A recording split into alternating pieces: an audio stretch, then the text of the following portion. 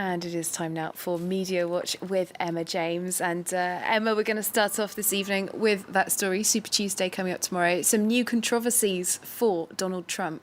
Yes, it seems that he just can't stay away from controversy, whether it is retweeting a quote from Mussolini or indeed the KKK issue where he failed to disavow the support of a former leader of the Ku Klux Klan.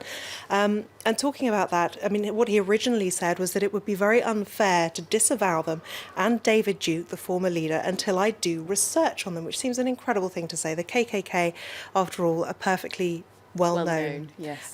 This is not a new group. This is someone, this is something that's been around in the United States for a very long time indeed.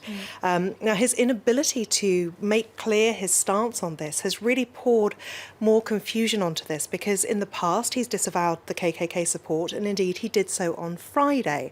And after that interview on CNN where he failed to actually say anything against them, he then retweeted this saying, "As I stated at the press conference on Friday regarding David Duke, I disavow." Now, David Duke has said that a vote against Trump would be treason to your heritage. So his backing is very much unequivocal when it comes to Donald Trump.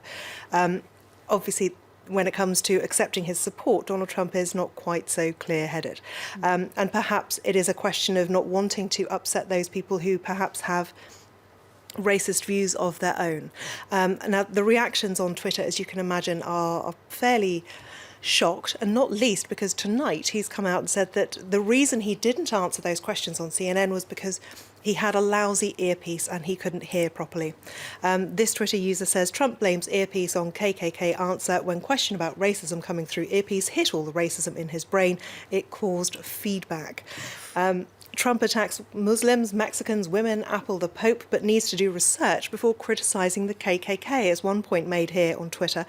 And it's very true. He's never backwards in coming forward with criticism of other people. And it does seem to be very much off-the-cuff remarks. And also the criticisms aren't necessarily the kind of things that you would expect from a politician. As this Twitter user points out, Trump called his Republican rivals losers, ugly and stupid. But when it comes to the KKK, he is prudently restrained. Now, one article one quotation that many people are pointing others towards is that from Ronald Reagan. Back in 1984, he was also endorsed by the KKK, and his response was very, very clear indeed. And as Independent Journal says, it is a lesson for all Republicans. What he said back in 1984, "The politics of racial hatred and religious bigotry practiced by the Klan and others have no place in this country and are destructive of the values for which America has always stood." That's pretty clear. Very clear indeed. And just one last little far-right issue for Donald Trump to be dealing with. Jean-Marie Le Pen, the founder of France's National Front Party, has said that if he were American, he would be voting for Donald Trump too. Well, there you go. Well, it was all about political messages at the Academy Awards last night as well. Racism was a big issue with the two white nominations that were being pointed out by protesters outside the theatre. Climate change had a lot of people talking as well. But apparently there's one film that could influence far more than the minds of moviegoers. What's this about? Yes, absolutely. Politics loomed large, and as this particular reporter from the United Kingdom points out, there was more serious politics at last night's Oscars than there has been in the whole of the Republican race so far in the United States. But the film that really could have the biggest political impact of all is actually a documentary from Pakistan called A Girl in the River, The Price of Forgiveness. Now, that won Best Documentary Prize, and it's the second time that this particular filmmaker has won. Sharmeen Obaid Chinoy, it's her second Oscar, back in 2011, Saving Face, focused on the fate of acid attack victims, and once again she's focused on the horrendous mistreatment of women in Pakistan, with dealing with the issue of honour killings, something that kills around 1,000 women in Pakistan every year. Now, this is the story of a very rare survivor. She was actually shot in the face. Her father and her uncle shot her because she had eloped. They wanted her to come back and marry the man of their choice, but when she did return, she was shot in the face, wrapped up in a bag and thrown into a river and left for dead. Unbelievable story. And she's only 18 years old as well, a Saba Kaiser.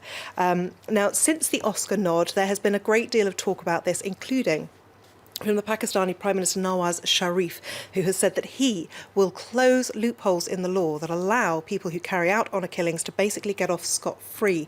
Now, in the wake of the Oscar nomination, of course, it's something that's been talked about so much, and more than 1.2 million people have now signed a petition calling for an end to Pakistan's honour killings.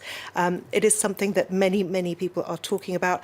But some are criticising her for focusing on the negative side of life in Pakistan.